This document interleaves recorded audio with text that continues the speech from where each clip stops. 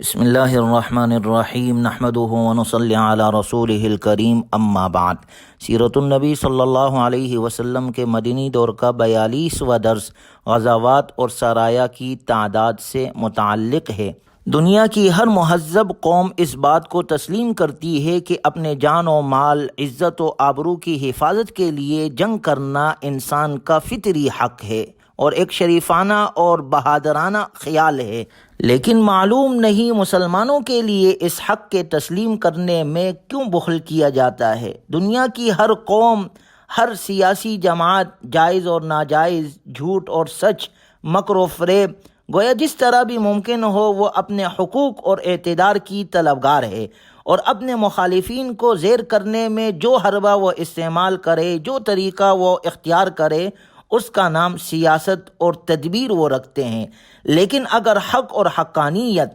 جائز طریقوں اور غایت عدل اور نہایت انصاف کے ساتھ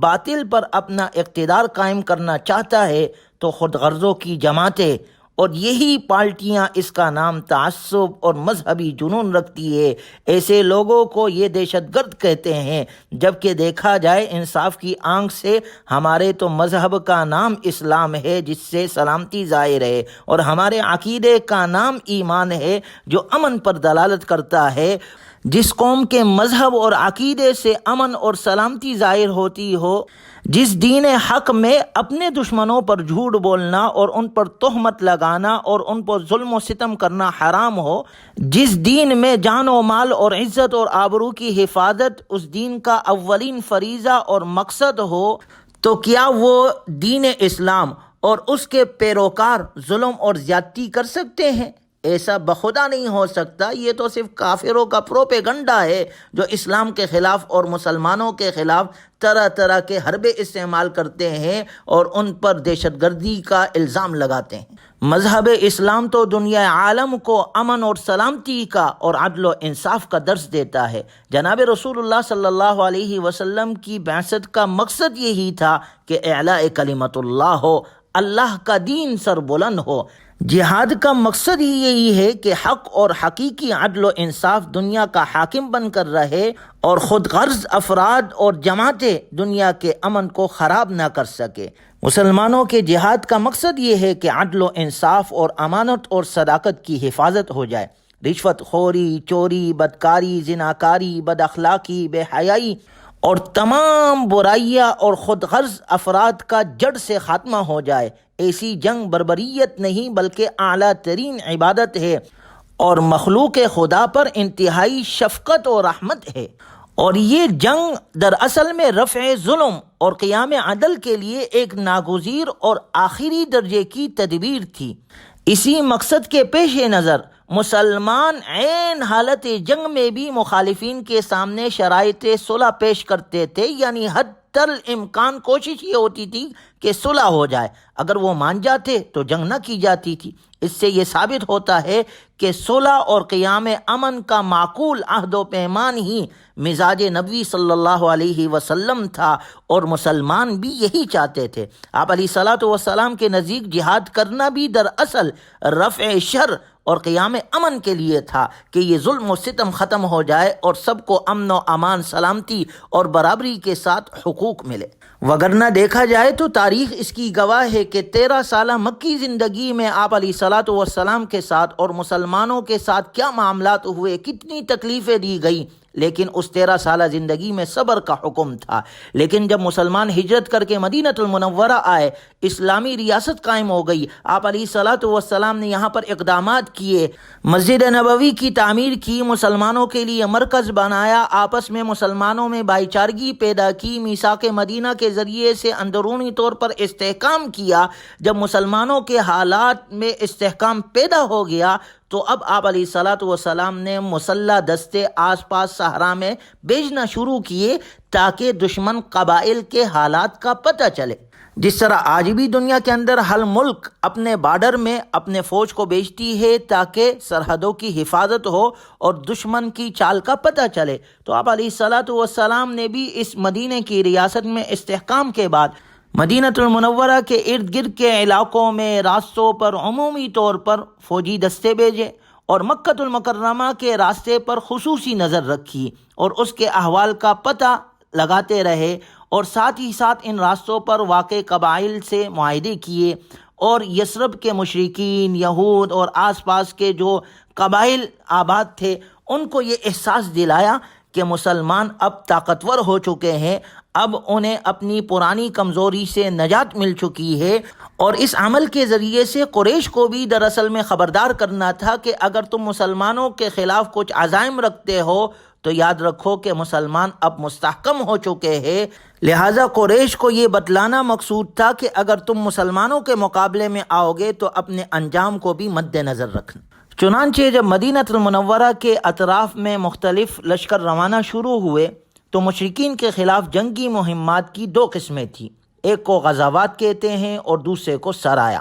وہ لشکر جس میں بنفس نفیس آپ علیہ الصلاۃ والسلام نے خود شرکت فرمائی اس کو غزوہ کہتے ہیں، چاہے اس کے اندر جنگ ہوئی ہو یا نہ ہوئی ہو۔ اور جس لشکر میں آپ صلی اللہ علیہ وسلم خود شریک نہیں ہوئے بلکہ اپنے کسی صحابی کو امیر بنا کر بھیجا وہ سریہ کہلاتا ہے۔ چنانچہ حضور صلی اللہ علیہ وسلم کی غزوات کی تعداد 27 ہے۔ اس کے علاوہ بعض علماء نے یہ تعداد 24 اور بعض نے 21 بھی بتائی ہے۔ غزوات کی تعداد میں یہ فرق حقیقی نہیں بلکہ اس کی وجہ یہ ہے کہ بعض غزوات کے مقامات ایک دوسرے سے بالکل قریب تھے اور بعض غزوات ایک ہی سفر میں پیش آئے، اس لیے بعض حضرات نے قریب الوقوع غزوات کو ایک ہی شمار کیا ہے، جبکہ دیگر حضرات نے ان غزوات کو الگ الگ بیان کیا ہے۔ مثال کے طور پہ غزوہ حنین اور طائف ایک ہی سفر میں پیش آئے، چنانچہ بعض حضرات نے انہیں ایک ہی غزوہ لکھا ہے اور بعض نے الگ الگ لکھا ہے۔ اسی طرح فتح مکہ کو بعض حضرات نے غزوات میں شمار کیا اور بعض نے کہا ہے کہ مکۃ المکرمہ تو صلح صفائی سے فتح ہوا، لہٰذا اسے غزوہ شمار کرنا صحیح نہیں ہے۔ اس لیے غزوات کی گنتی میں یہ کمی بیشی تو یقیناً پائی جاتی ہے لیکن اس سے اصل حقائق پر کوئی اثر نہیں پڑتا۔ گویا آپ علیہ الصلاۃ والسلام کی غزوات کی کل تعداد 27 ہے اگر اس کو الگ الگ شمار کرتے ہیں۔ پھر ان غزوات میں سے 9 غزوات ایسے ہیں جن میں کفار کے ساتھ جنگ ہوئی۔ نمبر 1 غزوہ بدر ہے، نمبر 2 غزوہ احد ہے، نمبر 3 غزوہ خندق ہے، نمبر 4 غزوہ بنی قریظہ ہے، نمبر 5 غزوہ بنی مصطلق ہے، نمبر 6 غزوہ خیبر ہے، 7ویں نمبر پر فتح مکہ اور 8ویں نمبر پر غزوہ حنین اور 9ویں نمبر پر غزوہ طائف ہے۔ غزوات کی تعداد میں اختلاف کی طرح سرایا کی تعداد میں بھی اختلاف ہے۔ ابن ہشام کے نزدیک سرایا کی تعداد 48 ہے، جبکہ ابن سعد طبقات کبریٰ میں سرایا کی تعداد 47 ذکر ہے۔ واقدی نے 48 ذکر کی ہے اور بعض نے 60 تک بھی ذکر کی ہے۔ اس اختلاف کی وجہ بھی وہی ہے جو غزوات میں آئی کہ بعض نے ایک سفر کے اندر پیش آنے والے سرایا کو بہت ساروں کو ایک ہی کر لیا ہے اور بعض نے الگ الگ اس کو شمار کیا ہے۔ اور ان تمام غزوات اور سرایا کا مقصد صرف جہاد فی سبیل اللہ جو اعلاء کلمت اللہ کے لیے کیا جا رہا تھا، یعنی اللہ کا دین غالب ہو جائے۔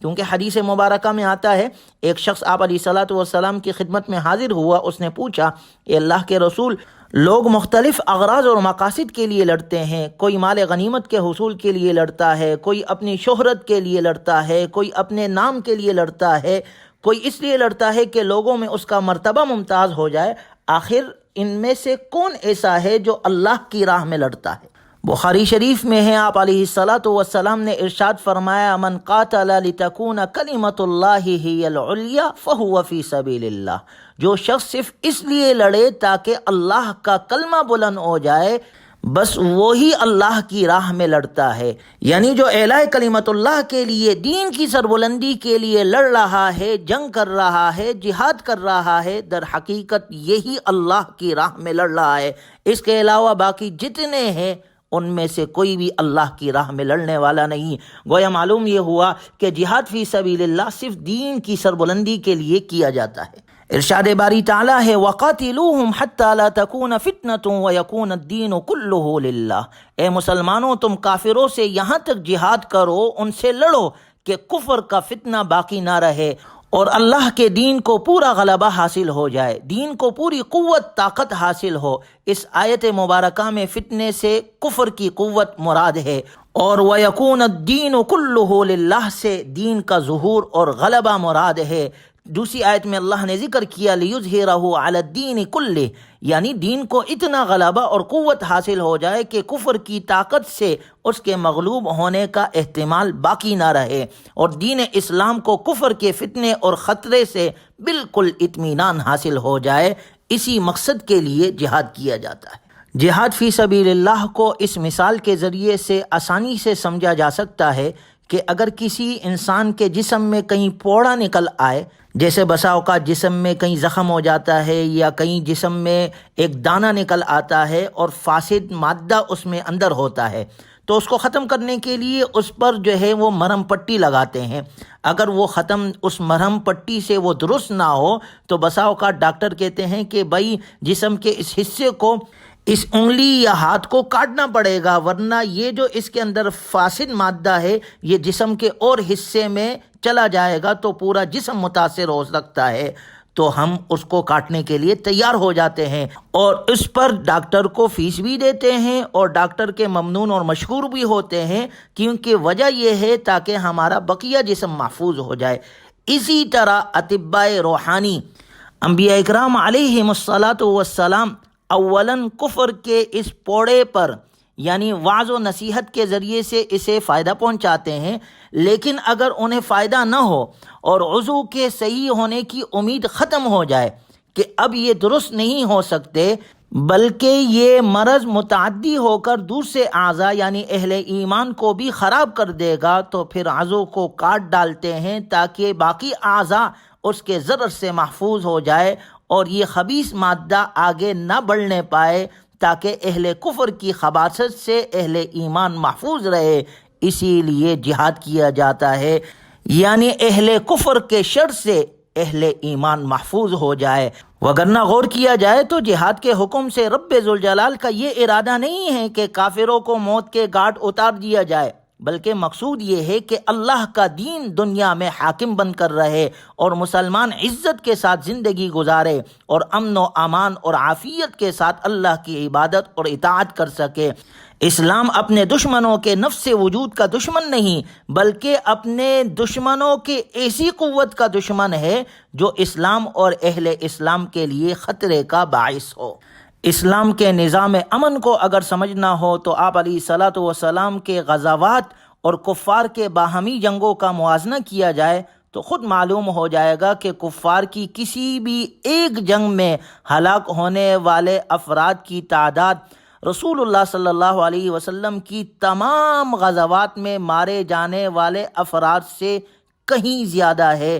ان تمام غزوات اور سرایا میں جو رسول اللہ صلی اللہ علیہ وسلم کے حکم سے بھیجے گئے ان تمام غزوات کے مقتولین کی تعداد صرف 1018 سے زیادہ نہیں، جس میں دونوں فریقین شامل ہیں یعنی مسلمان اور کافر دونوں۔ اور پھر یہ غزوات قرآن کریم کے دو حاکمانہ اصولوں پر مبنی ہے۔ نمبر 1 الفتنۃ اشد من القتل، کہ فتنہ انگیزی قتل سے بڑھ کر ہے۔ دوسرے نمبر پر فرمایا وَلَكُمْ فِي الْقِصَاصِ حَيَاةٌ يَا أُولِي الْأَلْبَابِ، اے عقل والو تمہارے لیے بدلہ اور قصاص ہی میں سامان زندگی ہے۔ ان دو اصولوں کے تحت یہ غزوات اور سرایا ہوئے، گویا مسلمان ان دونوں اصولوں پر بھی کاربند تھے۔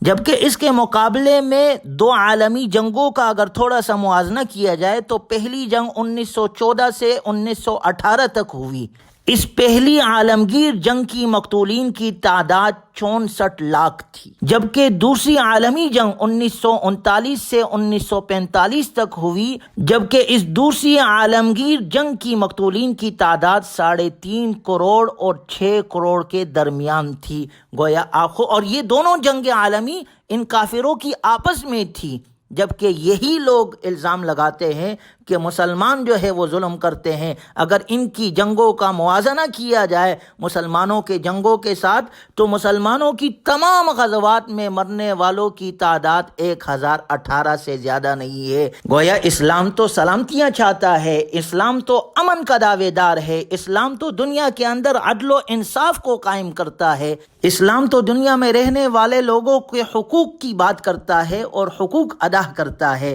یہ تو دشمنان اسلام کا پروپیگنڈا ہے کہ اسلام تلوار سے پہلا ہے، نعوذ باللہ، جی اسلام زبردستی آیا ہے، یہ تو اسلام کے خلاف دشمنان نے اسلام کی اس وقت بھی یہ تحریک تھی، آج بھی ان کا یہ پروپیگنڈا چل رہا ہے۔ اللہ تبارک و تعالی ہمیں اپنے دین کی سمجھ عطا فرمائے اور کامل طور پر دین پر اور جناب رسول اللہ صلی اللہ علیہ وسلم کی تعلیمات کے مطابق اپنی بقیہ زندگی گزارنے کی توفیق عطا فرمائے۔ وآخر دعوانا الحمدللہ رب العالمین۔